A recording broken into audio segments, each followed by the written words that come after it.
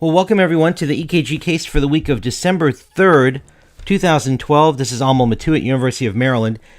And, just want to say I love the T-Wave.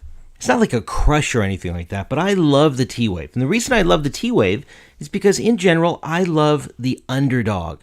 And the T-Wave is really one of the underdogs of the EKG.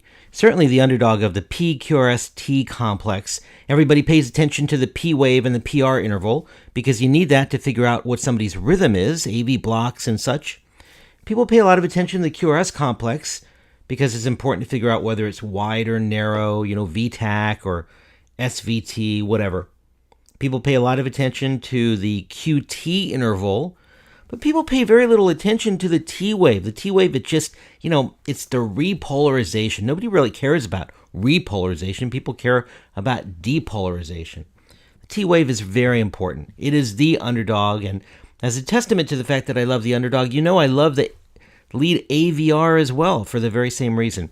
Well, this week we're going to talk about two great cases where the T-wave became the hero, and the physicians that picked up the T-wave abnormality were really the heroes also.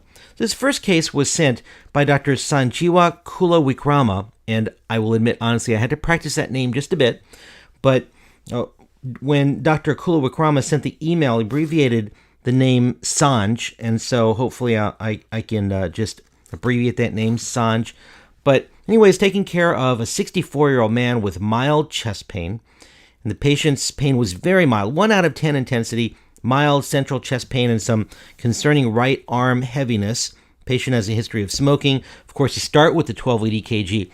I suppose you can do a history in there somewhere as well, but you got to start with the EKG. And there were some concerns that Sanjeewa saw on this 12-lead.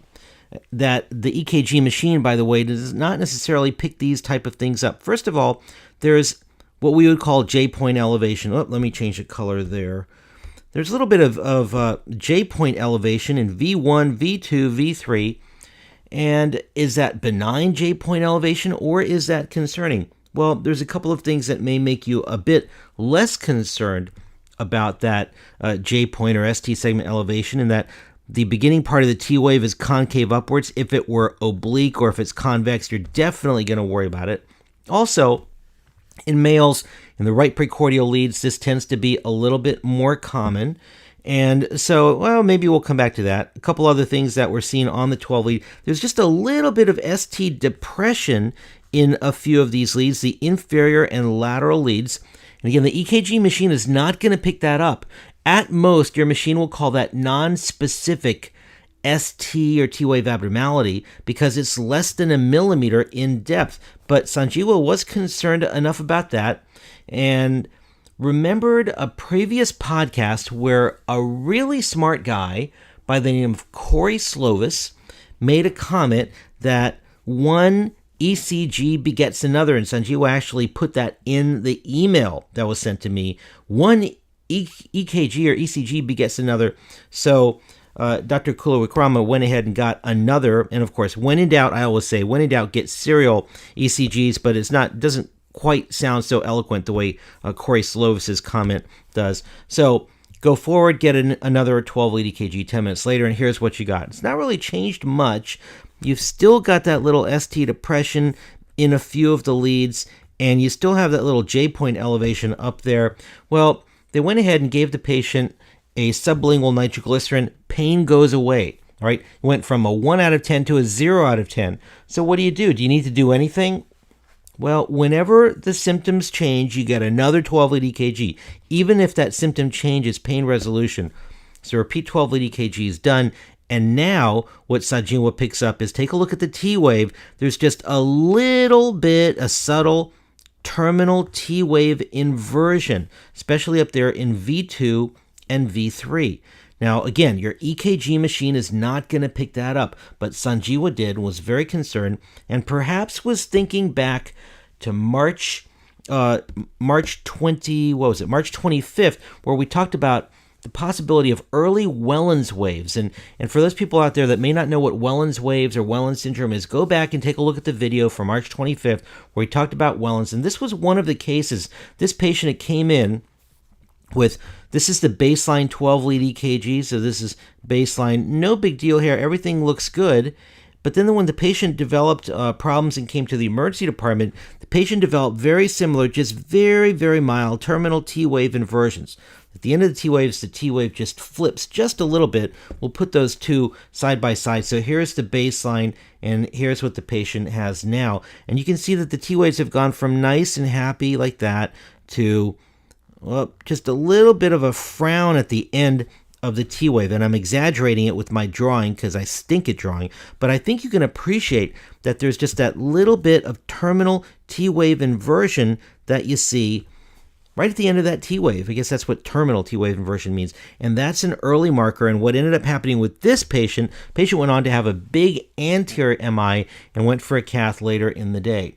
So that's what Sanjeewa was worried about, I think, when looking at this. So he called up the local cardiologist who was 30 minutes away and said, I'm really worried about this patient. I put discussion here in parentheses, in quotes, because, Sanjeewa had to kind of push to get this cardiologist to accept the patient. Finally, the cardiologist relented and took the patient 30 minutes away, and the patient ended up having a 95% LAD lesion predicted based on that early Wellens T-wave. Troponins were positive, and Dr. Kula Wickrama has saved a life. So high five goes to Sanjeewa. By the way, I don't know who these two people are, but I found them on Google Image when I did a Google Image search for high five. So if anyone knows who these two people are, send me an email and I'll send them a little thank you note for participating in the EKG video series. All right. So great job, Dr. Kula Wickrama. There is a life saved by paying attention to the T-wave. Very subtle abnormality on the T-wave that your machine will not detect. And the other important point is when the patient's very mild, nothing kind of pain changed, in other words, the pain went away, Sanjeewa went ahead and got a repeat 12-lead EKG. Remember, when in doubt, get another EKG or ECG or whatever you call it. Get another one. And you may be surprised at what you see. That's very important. Next case was sent by Dr. Mohammed Abrahim, who works in Milton, Canada. This was another very atypical, very nothing kind of chest pain. And when I say nothing kind of chest pain, I just mean it wasn't impressive at all. 65-year-old. He works out every day, and this particular day he did a bench press workout. He worked his pectoral muscles quite a bit, and he thinks maybe he overdid it today. He's got a history of hypertension, but it's so mild his doctor has not put him on medication. So a really healthy guy who comes in saying, I think I overdid it. Well, he went home after his gym workout and experienced this 2 out of 10 retrosternal chest pain. There was no radiation, no sweats, no vomiting, no palpitations, none of the major concerns that we have. Normal exam. And you know what? If he's got muscular pain, that normal exam was a bit of a red flag to Dr. Abraham, because he thought, if this is just muscular chest pain, it probably ought not to be a normal exam. Maybe you should at least have some reproducible chest wall tenderness, but it wasn't there. The guy's just sitting there joking around, no big deal. He's munching on some Cheetos or something. He's not looking sick at all. But what do? You get a 12-lead EKG. Here's the initial 12-lead EKG, which concerned Dr. Abraham. Once again, the computer calls this unremarkable. Your EKG machine's not going to pick this up. So a couple of abnormalities jump out at you. First of all, there's some smudges on the 12-lead, but we'll get rid of that. There's a couple of subtle T-wave abnormalities here. Take a look at leads V3 and V4. When you look at the beginning part of the T-wave, normally we want to see the beginning part of the T-wave concave upwards like this. But in this particular case, it's very straight. It's almost tombstone-y in appearance. And we've talked multiple times on these EKG video series about the importance of recognizing when the initial part of that T-wave is very straight like that. We're a little bit happier about that. We're certainly happier about this. And we're not going to worry about this occurring in V1. V1, for whatever reason, can produce all kinds of T-wave abnormalities. The initial part of the T-wave can be concave, straight, or convex in V1. But when you see that in any of your other precordial leads or in your limb leads, you've got to worry about that straight. And I'm going to draw it over and over so you get accustomed to that appearance. when you see that the initial part of that T wave is very straight, it doesn't mean they need to go for a cath, but it means that you need to repeat the 12 lead. Remember, one ECG begets another. Repeat that 12 lead and look for something to evolve. And the machine's not picking that up because there's no overt ST segment elevation. Anyway, repeat 12 lead was done a short time later when the patient's pain resolved. And what do you know? Something has changed. We'll take a look at V3 and V4. Remember, it was straight before. Now you can see it's a bit more concave upwards. So it has changed now that the patient's pain has resolved. Let me go back. Here's when the patient had very mild pain. You see how straight that is? And now the patient's pain's gone away, and you can appreciate that the patient's ST, the beginning part of that T wave, is more concave upwards. That is a significant change. If you're using the same lead placement, the same EKG machine, that subtle abnormality was significant enough. So we went ahead and sent off some troponins. The first one was positive. The next troponin doubled, and the patient was initially treated medically because he did actually develop overt ST elevation. The patient was aggressively treated medically, and then a number of hours later, now you can see that the patient has developed Q waves in V1 and V2. The patient ended up doing well with aggressive medical treatment in this particular case. So we'll summarize this again. The take-home point. Number one, when in doubt, get serial ECGs. Remember what Corey Slova says, one ECG begets another. I'm going to take that a step further and not even say begets another. I'm just going to say get serial ECGs. Maybe not one more, but maybe 2, 3, 4 more. Don't be afraid to get serial ECGs. Remember, it's a piece of paper and ink. It's cheap. It doesn't cost much of anything, but it can give you life-saving information. Number two, repeat the ECG whenever the patient's symptoms change.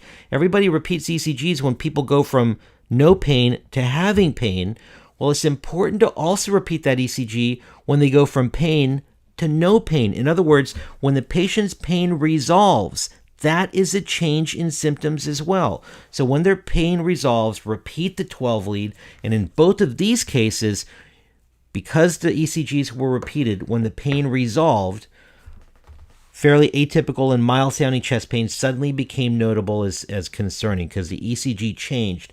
And then number three, I didn't put number three in here, but I'm just going to write that in. Pay attention to the T wave. It is the Rodney Dangerfield part of the ECG. Rodney Dangerfield, famous comedian who never got any respect. T waves deserve your respect. They can give you life-saving information. Pay attention to the T wave. We've talked a lot about T waves in this EKG video series, and hopefully people are paying more attention to morphologies with the T waves. T waves can save lives. All right, so pay attention to the T wave. All right, well, I hope that was helpful. 2 great cases. My thanks to both physicians that sent in those cases, and I will talk to you next week. Bye for now.